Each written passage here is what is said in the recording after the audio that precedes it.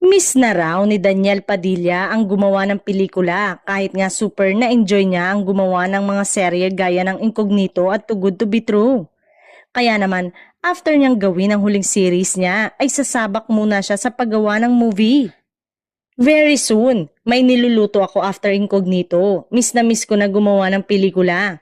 Masaya ang series pero my heart nasa pelikula. Say ni Daniel nang makapanayam siya.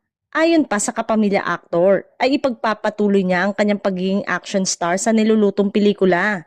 Nandito ang momentum natin ngayon.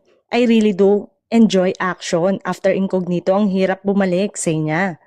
Pero paglilinaw niya, open pa rin siyang gumawa ng mga rom-com film kung saan siya unang nakilala. I've had my share of rom-coms. Kung maganda naman at sobra ako nagandahan, why not?